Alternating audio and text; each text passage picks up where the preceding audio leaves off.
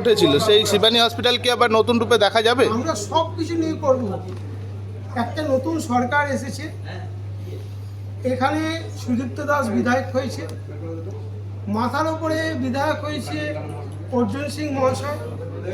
সবাইকে আলোচনায় নিয়ে একটা সরকারকে সহযোগিতা করতে যা যা করণীয় আমরা দাদা, এই যে কর যে বেআইনিভাবে এত 3 গুণা বাড়ি দেওয়া হয়েছিল, এটা ব্যাপারে কি হবে? আমরা আলোচনা করি।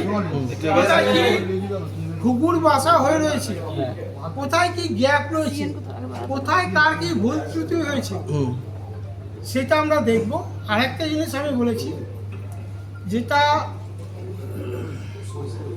পুরনো দলের কর্মী, সেটা যে কোনো দল হতে পারে, সিপিএম হতে পারে, তৃণমূল হতে পারে, বিজেপি হতে পারে, কংগ্রেস হতে পারে, বা অন্য যে কোনো দলের কর্মী পৌরসভায় কাজ করে, তাদের যাতে অসম্মান না হয়, তাদের যেন হট করে ড্রেনে নামিয়ে দিয়ে কাজ করানো না হয়। দাদা, আজকে আপনাকে প্রেস মিট করে যারা পৌরসভার স্টাফ তাদেরকে বোঝাতে হচ্ছে, কিন্তু বর্তমান যিনি চেয়ারম্যান তিনি কেন আসলেন না? তিনি আসছেন না কেন? তিনি কি করেছেন না করেছে সেই বিষয়ে আমি কোনো কথা না, খোঁজ নিয়েছেন কোথায় উনি? আমার সাথে তার যোগাযোগ খুবই কম। সে যোগাযোগ খুবই কম করতে ব্যস্ত থাকতো, হয়তো পৌরসভার কাজেই থাকতো, হয়তো জানি না, আমার সাথে কথা হয়নি।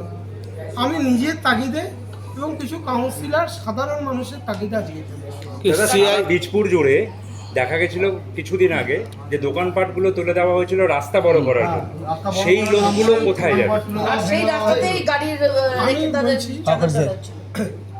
আমি সুদীপ্তর সাথে কথা বলবো, পৌরসভা কি কি কাজ হবে তার একটা গাইডলাইন তৈরি করা এবং ডেট মেনশন করে দেবো। সেই ডেট ধরে আপনাদের সাথে 6 মাস বাদে আমি আবার প্লেসমেন্ট করব। যদি আমার দায়িত্ব থাকে, আমি কতটা মার্কস পেলাম আপনারা দেবেন। এই যে মাঝখানে পৌরসভা আসবেন আপনি, এই যে মাঝখানে পাওয়া যাবে, আশা করছি মাঝখানে পৌরসভা অনেক বেআইনি মানুষ রায় দিয়েছে, লাগতেও পারে নাও লাগতে পারে, কিন্তু এটা মেনে নিতে হবে। তাহলে 15 বছরের যে উন্নয়নের সরকার, তার এই পরিস্থিতিটা হওয়ার কারণটা কি? 15 বছর সরকারের মতন চলেছে, মানুষ বিচার করেছে সে উন্নয়ন করেছে কি করেনি। মানুষের মনে হয়েছে যে আরও বেশি কিছু হওয়া উচিত ছিল, সেই পরিষেবাটা দিতে পারেনি, তাই এই বিপর্যয়।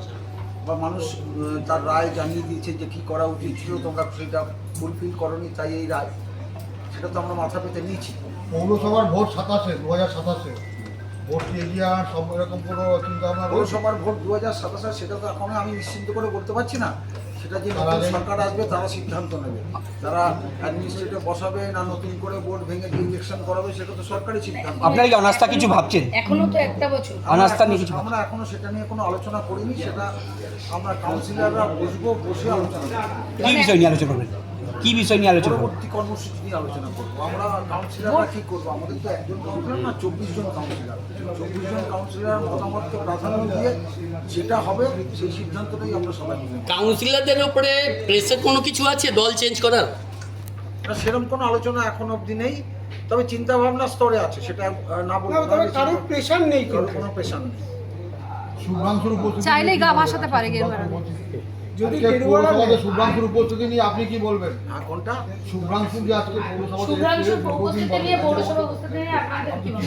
শুভ্রাংশু তো নিজেই পরিষ্কার করেছে আগে যে শুভ্রাংশু তো পৌরসভায় আসতে চেয়েছিল, কিন্তু তাকে যদি দায়িত্ব ঠিকভাবে না দেওয়া হয়, একটা ভাইস চেয়ারম্যানের যে ফাংশনিং পাওয়ার, সেই পাওয়ারটা যদি তাকে না দেওয়া হয়, তাহলে সে তো এসে অবাঞ্ছিত লোকের মতন আচরণ করবে না। সে মনে করেছে সে তো আর ফেলনার লোক না, দুবারের প্রাক্তন বিধায়ক, তারও তো একটা মান সম্মান আছে, তো সেই কথা মাথায় রেখেছে। তার মনে হয়েছে যে আমি মিউনিসিপ্যালিটিতে গেলে অপান্তেও, তাই জন্য সে আসেনি। তাহলে তো আপনারা কেন